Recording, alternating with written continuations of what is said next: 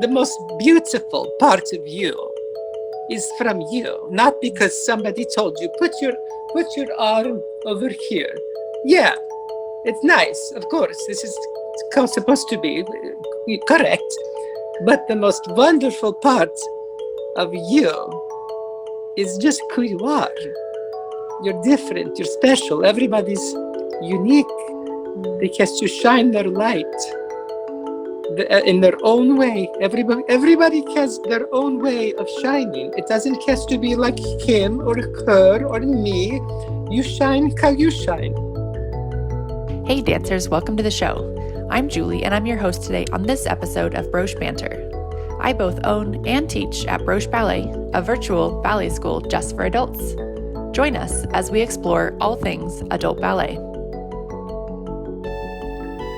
Today on the show, I chat with Madame Olga, an incredible teacher in New York City and online on Instagram, and now her streaming service, Madame Olga Television. She is known for her true Russian style of teaching, but even more so for bringing humor to the ballet studio to help dancers find their perfect fifth position through love, light, and positivity.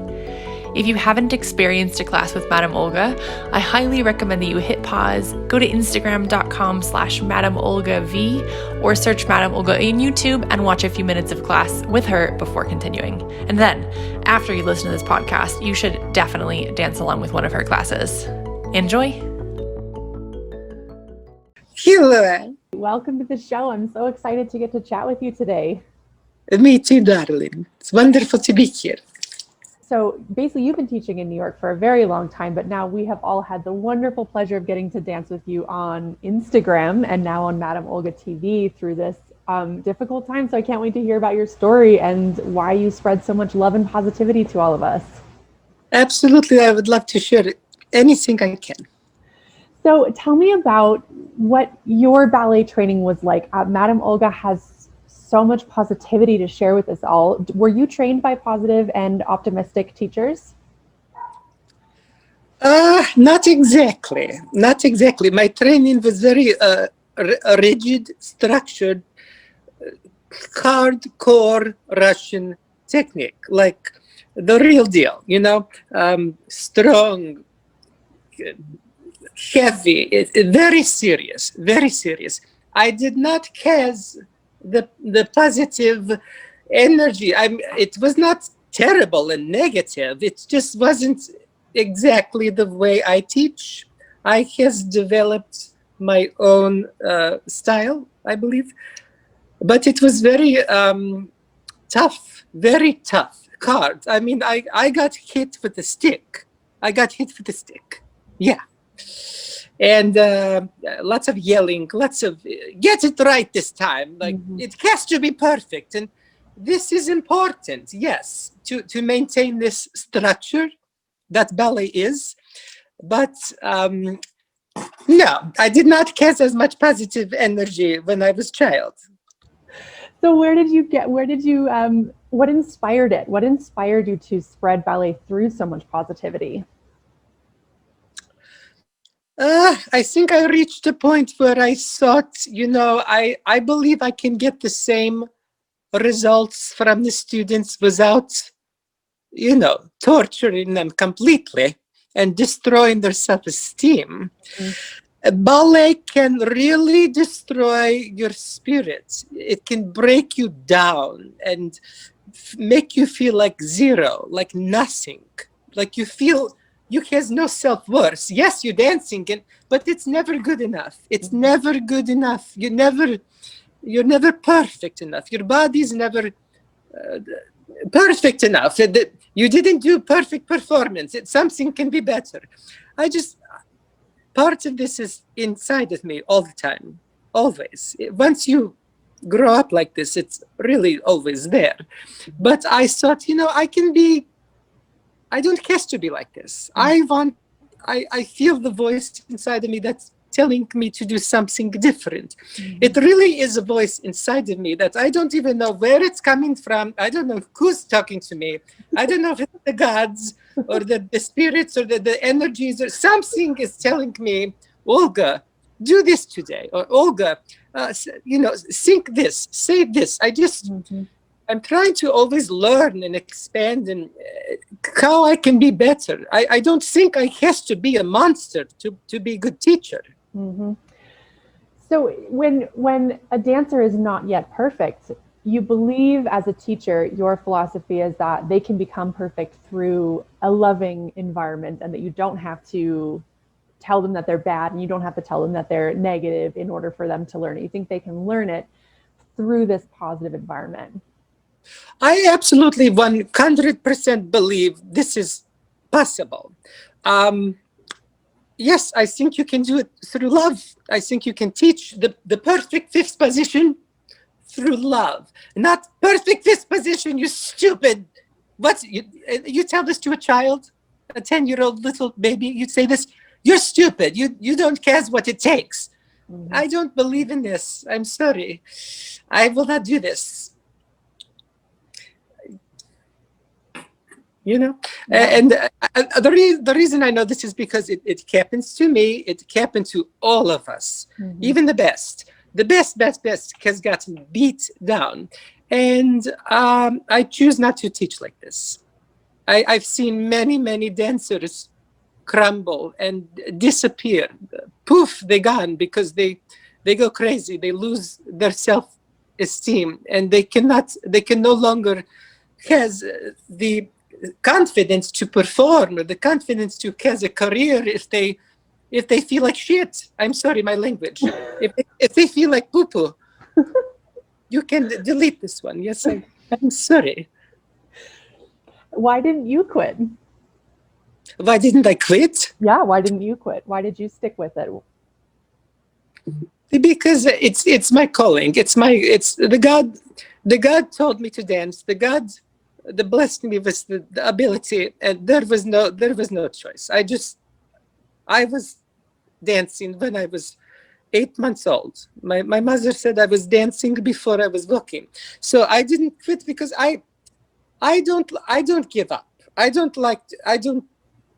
quit. I just change. I just choose another direction, another possibility, another road. I don't quit.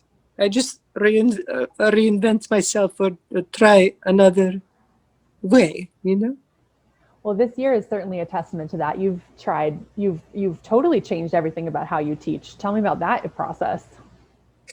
Honestly, I did not even plan. Nobody knows what was happening in the world.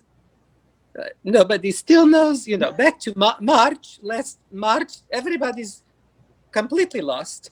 Now it's December. Everybody's still completely lost. Yes. Yeah, it's just what the hell is going on?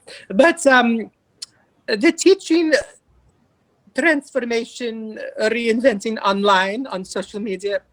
I didn't plan this. I actually, if I remember, my friend said, Olga, you should do this. You should do this now. Like, let's reach people. Let's meet people around the world. Instagram Live is a thing now. It's this opportunity. My friend said, do it. I didn't even think to do. I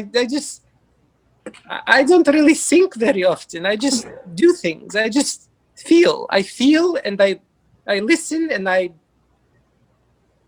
just create or whatever. So it was accident. Instagram Live was total accident. I just started, and I was like, this is nice. I like this. I love connecting to the people around the world. It's beautiful. It's a strange blessing for the difficult things that the planet is experiencing right now. The Instagram Live to connect to people. It was a blessing somehow that happens. Mm-hmm. So you give us all light and positivity in your classes. Who gives it to you? Who helps you maintain your positivity and light through this time? Who's your inspiration?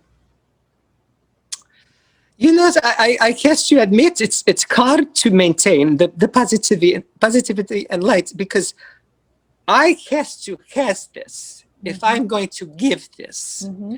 So every day I have to say, what do I need today to find my light, my positivity, so I can give.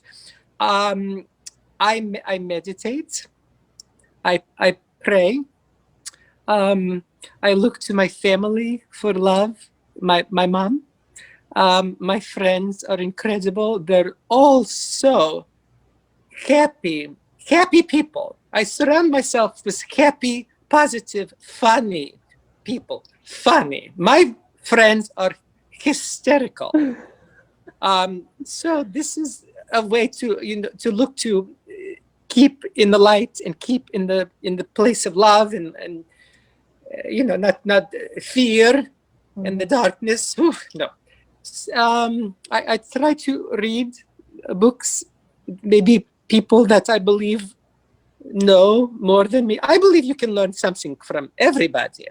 But if there's like a motivational speaker or a meditation CD, I try to do lots of different things. I really do find that meditating kind of just really calms me down. Not like I'm calm, but if I just do even just 2 minutes, if I just do 2 minutes and I stop and I just get quiet, you know what I do? I learned this from a book. They said, very simple. You can pick a word or a phrase, and you can say the word, and then you meditate on this word or this phrase, like, light or safety. You just say light, and you just meditate, and the word will just trickle into your body and become part of you. So I believe in the power of energy, that you can go boop to positive, or you can go boop to the basement, You talk a lot in class about the power of your thoughts and the power of what you visualize and what you put out into the world. We say a lot of things in your class. Is that where this is coming from as well? Yes, I strongly believe, just because I has experienced both sides. I has experienced where I say negative things again and again and again about myself. My legs is ugly. I wish I was more beautiful. Or why am I not perfect? And saying that and living that, I can see when I do this or when I did this, how it affected my life or my career. And I could see, like, okay, this is what I was saying and thinking was putting me this direction. So let me see how my life could possibly change if I change what I think and I say. And when I'm doing this, I actually see the results of a better, happier existence. So I has experienced this side, and I has experienced other side. So I think it's not scientific proof, but I think it's really obvious to me that what you're thinking and saying can affect, Yeah, you get back what you put out. Yeah, and I'm learning this every day, and sometimes I say terrible things, and I get into bad place, and I find myself blah blah blah, bad negative, and no, it's not good. Then I have to flip it around. I'm not perfect, even though everybody's thinking I am. I'm close, very close to perfect. 99%. Yes, everybody knows. Do you meditate in Russian? Sometimes I always thinking in Russian, of course. Like, English is, second language. It's difficult for me. But when I thinking, when I dancing in my head, I hearing my Russian teacher screaming at me all the time. Stay, молодец, all the time. But yeah, I do a little bit both. A little bit Russian, a little bit English. Multi-talented. So many of our listeners, especially here at Broche, are adult dancers, adult learners, learning ballet for the first time. they come to me worried that they're old or tight or stiff or can't do it. What do you have to say to them? Well, maybe they is old and tight. I'm just. But even if they are old and tight, can they still do it? They can do anything. The first thing to think is to not say I can't do it, or I shouldn't do it, or I shouldn't try, or I'm too old, I'm too tight. The first thing is to try to eliminate those sentences, those thoughts, and those words. What good is that going to do? I'm too old, I'm too tight. I mean, no. Anything is possible. What if I want to try? Let's say someday I'm 90 years old and I want to start to learn to paint. I will start. My grandfather was teaching himself to play piano when he was 80 years old. He said, I want to play. And he started to play at 80, you know? You can do anything at any age. And the good news for the older dancers, the body is living, breathing thing, and it responds to energy and to repetition, and the body can be manipulated. The muscles can be manipulated. So let's say for the turnout, for instance, you're thinking, I has no turnout. I'm here. Little by little, you can push the body. You can push the body. The body can be transformed at any age. Even if you're really old. Yeah. Like really old, really, really tight. Yes, if you has determination, you massage the muscles, do the roller and stretch and breathe. And the problem is a lot of people, old and young, they're not breathing. They're not breathing. They go to stretch the leg. And they hold in. Do you know how much more result you're going to get if you breathing? This is a big problem. And then I'm tight. You're tight because you're not breathing, stupid. So it seems really stupid if you're not breathing. That's so natural for people to do. Why are we not breathing? What's going on with that?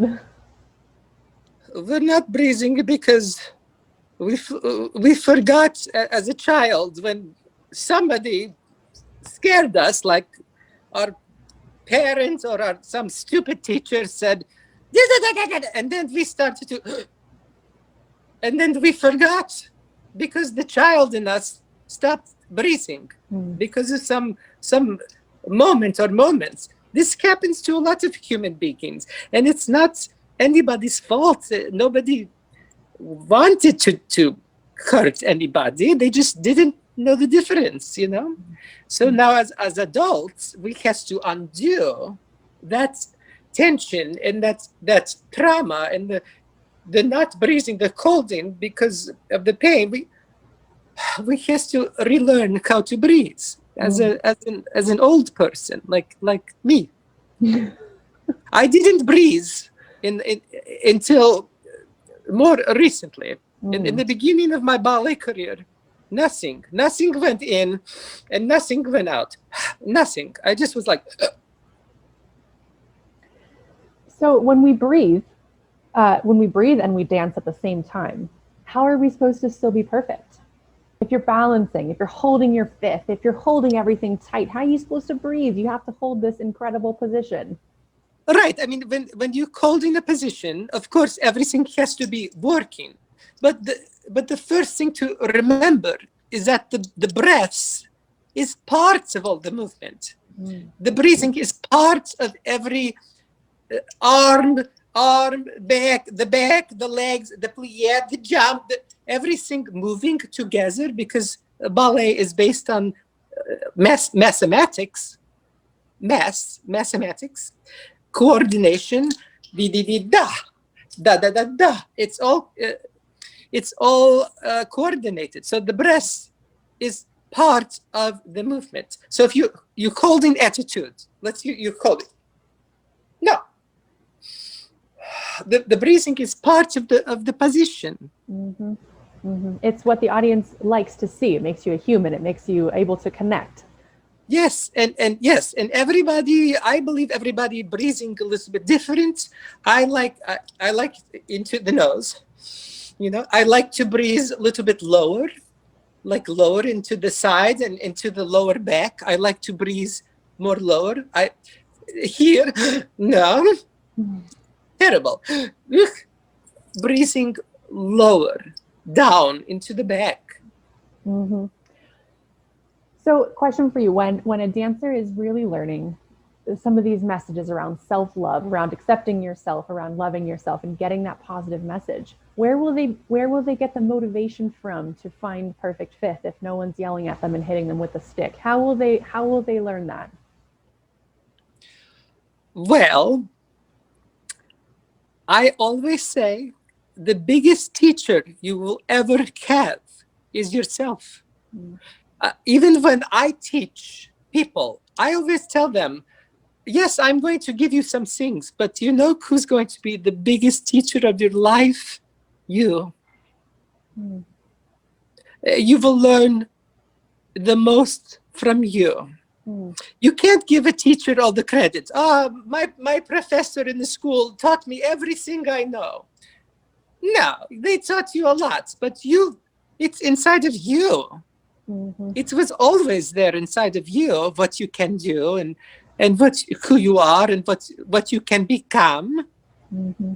If you want the perfect fifth position, it's really up to you. It's not up to somebody else to say fifths. It's up to you to tell yourself fifths. Mm-hmm. Mm-hmm.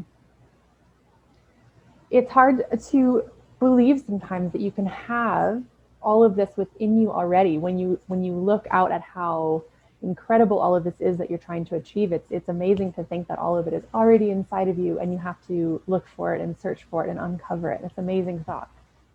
Yes, it's all inside of you. Yes, you're going to learn from so many teachers. Every teacher can teach you something. Even the stupid teachers can teach you something, I think. So you take, but the most beautiful part of you is from you, not because somebody told you, put your arm over here.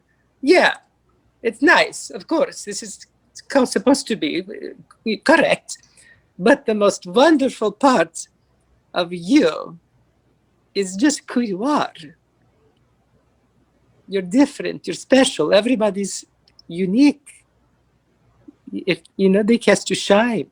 They has to shine their light in their own way. Everybody has their own way of shining. It doesn't have to be like him or her or me. You shine how you shine. That's a really nice message, especially in ballet, which can feel so conformist. That's a really nice message that every person is still very individualistic and is expressing it through their own way. Yes, and I believe this is a little bit lost in ballet right now because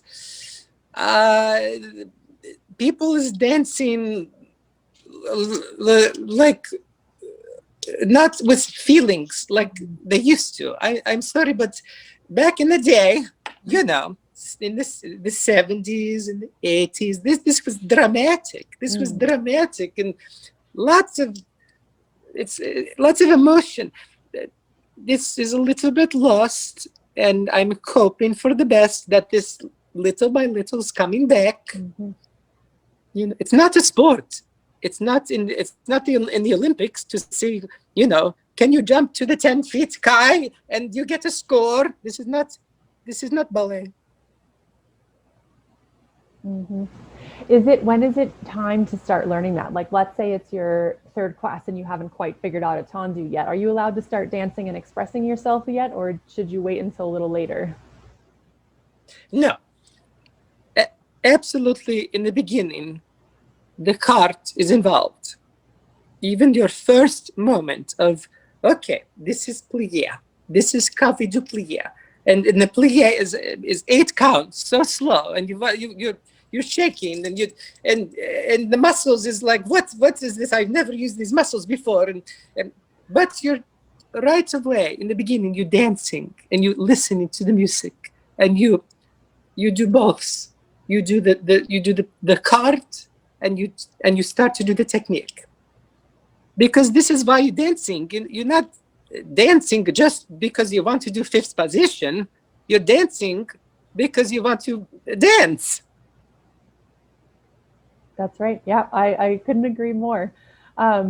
Last question for you today really is rather open-ended. What is any last message that you want to share with our listeners, especially those who maybe have some self-doubt about their own dancing abilities, or maybe could use a little bit of encouragement right now in this crazy time? Yes, I would like to say, if you feel fear or doubt or low confidence, or you don't like your body, you don't know where your life is going because you feel like the world is paused and it's upside down. And I think the best thing you can do is go to the mirror, look in the mirror in the bathroom or the living room, wherever you can, and look in your eyes, look in your beautiful eyes, into your soul, and say, I love you. This is something you can do every day. You can look into your eyes and just take a look, and really, really look. Take a moment, and you're looking, and you go, there I am. That's me. That's me. I see me. I see myself in my eyes. And I love you. This is the best thing you can do. What a great message to end on. Everyone out there listening should go experience Madame Olga's classes, whether on Instagram TV or on Madame Olga's new Madame Olga TV, where you can dance anytime, get these positive messages any time of the day. Amazing ballet training as well. It's really been such a pleasure to talk with you today and have you on the show. Your energy and positivity just radiates, and you've really been a light during this time for so many of us out there, and more than I think you even know. Thank you so much, darling. And you're a beautiful light as well. And you just keep doing what you're doing, because you're doing such wonderful things. Thank you. Thanks for listening today, dancers. For more adult ballet, you can follow our studio on Instagram and Facebook at Broche Ballet. You can follow me on Instagram at Julie the Ballerina, or check out our blog and YouTube channels for more content. You can even dance with us in our online studio with daily live Zoom classes and our on-demand video library. Don't forget to have your story featured on our podcast. Email us at hello@brocheballet.com. I'm Julie Gill, and this was Broche Banter. Happy dancing!